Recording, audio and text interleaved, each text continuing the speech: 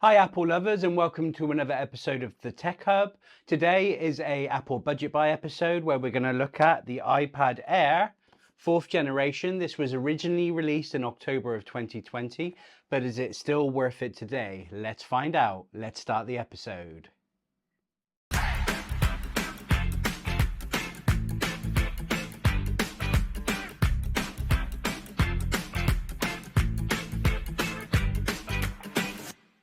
Okay, so as I said, this was released in October of 2020.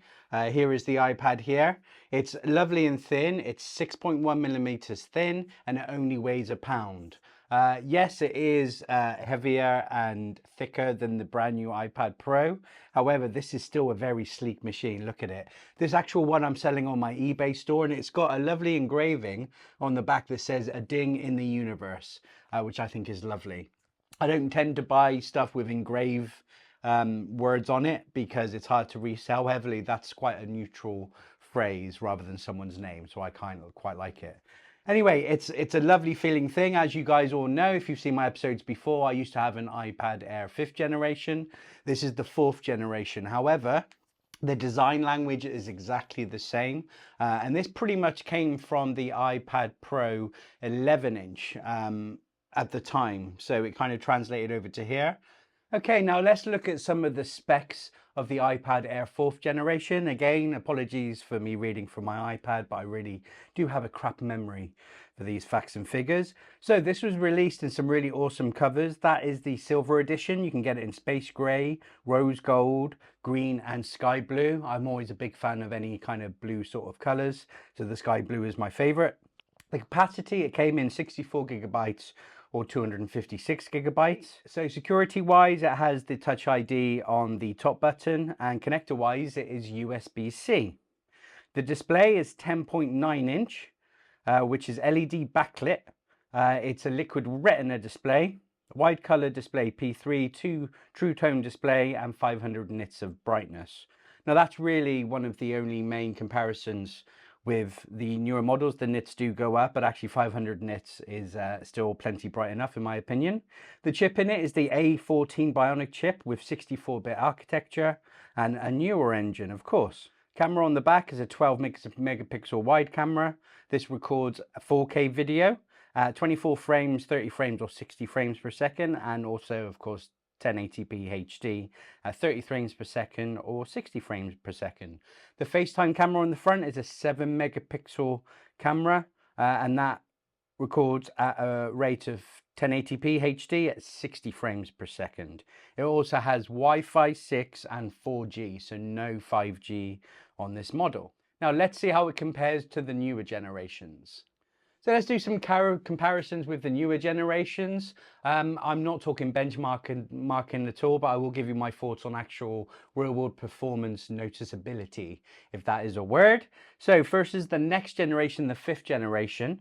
The 5th gen has a M1 chip, which of course is an 8-core CPU and GPU. The A14 in this 4th generation is a 6-core CPU and 4-core GPU. So there is a big difference in performance there. The M1 model, which I did have in the 5th generation Air, it is a lot snappier. However, if you're a pro user, you're not really going to go for this iPad Air, and it's very tangible. It's not going to be that noticeable for the average consumer. So on a performance level, on paper, it's a lot different, but actually in the real world scenario, if you want to do anything extreme on these iPads, which you can't really do, then you're not really going to notice the difference there. It has the exact same camera on the back. However, the only difference with the 5th gen is they upgraded the front camera to a 12 megapixel, and of course the 4th generation was only 7 megapixel. And the 5th generation also had 5G. Now compared to the brand new 6th generation, which is the M2, which is an 11-inch. Now that 0.1 really isn't a real thing, and if you actually read their small print, it's pretty much exactly the same screen size. Now of course the M2 has an 8-core CPU and a 9-core GPU, so it's only really that extra core compared to the M1, but again that is nearly double the speed of the A14 on the iPad Air 4th generation. Again, same camera on the back as well. And of course, it does have the front 12 megapixel camera on the 6th generation, which they have moved to the landscape. So of course, the 5th gen and the 4th gen both still have the portrait camera at the front as well. Only other comparisons is that it has 5G, the 6th generation, and Wi-Fi 6E. But if you don't really have the hubs, you're really not going to notice the difference. And actually the same with Wi-Fi 6. If you don't have a Wi-Fi 6 hub, you're not going to notice the difference there. I also wanted to compare this to the iPad 10th generation. And I didn't actually realize until I did research for this episode that the iPad 10th generation is pretty much the identical iPad to this one. They both have the A14 chip. They both have the same camera on the back. The front camera on the iPad 10th generation is better. It was the first iPad to have it on landscape, but there's also the 12 megapixel camera. But that is the only difference, is the front camera. So a lot of the design language came across to the iPad 10th generation. So in fact, this is pretty much the same iPad as the iPad Air 4th generation. Now let's look at the pricing. Now let's look at the pricing of the iPad Air 4th generation and compare it to those other iPad models. Now all my pricing, the way I've priced this out, is anything that isn't brand new. I've looked at the best price that I think you can get it for on eBay at a buy it now price, and also seen if it's available on Apple's store as a refurbished product.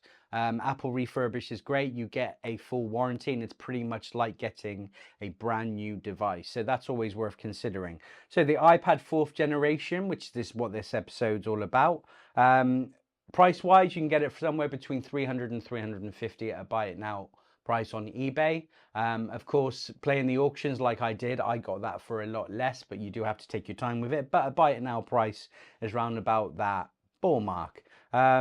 The only thing I could find on Apple refurbished store in the UK was the cellular model, 64 gig at 499. So they're still charging £500 for this at Apple, but it is the cellular model as well. No 5G, just 4G. The 5th gen, of course, even though it still seemed like quite a new model because they've just released the 6. You can't buy a brand new Apple Store anymore, and I couldn't find any refurbished products yet on the Apple Store in the UK for the 5th gen. However, on eBay, you're looking at a ballpark between £400 and £450, maybe £500 if you go for the increased capacity and cellular models.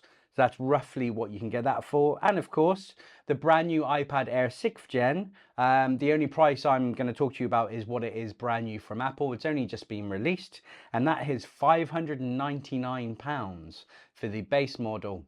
Now, of course, going back to the price of the 4th generation, it's half the price of the M2 iPad Air 6th generation.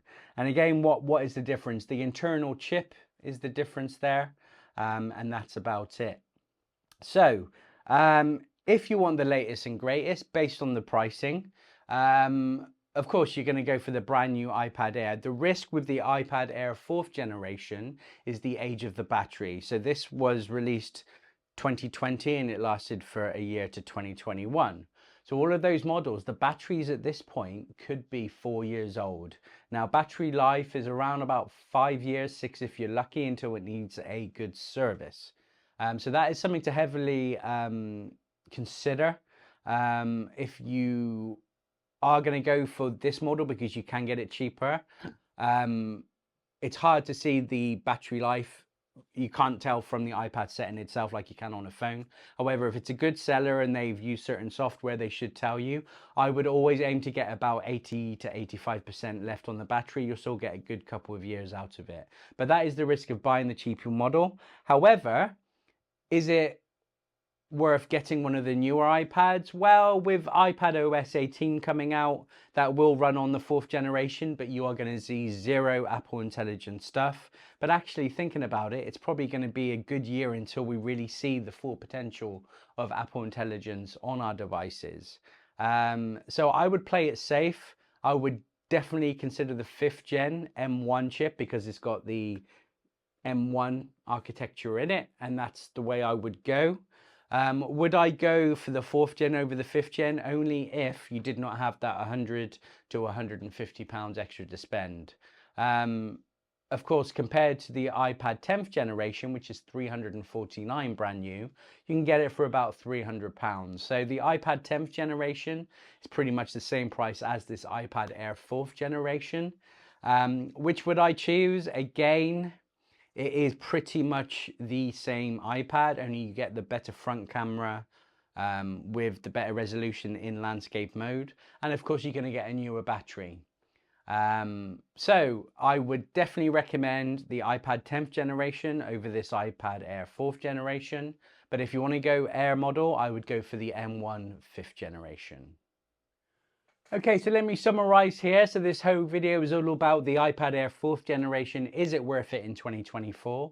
I believe it is. I do recommend it for about £300. However, after looking at the iPad 10th generation, and it is the same iPad with a better front-facing camera, for a similar price point, I would definitely recommend the iPad 10th generation over it. However, with Apple Intelligence coming with iPad 18, you're not going to get it on either of those models. So if that's important to you, go for the iPad Air 5th generation M1 chip. And of course, the M1 is a better performer. If you like things to be snappy and quicker, that's the model to go for. So yes, it is worth it. However, there are comparable newer devices at the same price point, which would be better for you. So thank you for watching this episode of the Tech Hub. Please like this video and subscribe to me. Please follow me on Instagram and Threads to stay up to date with my channel activity and my thoughts on what's happening with Apple that week. I'll see you on the next episode.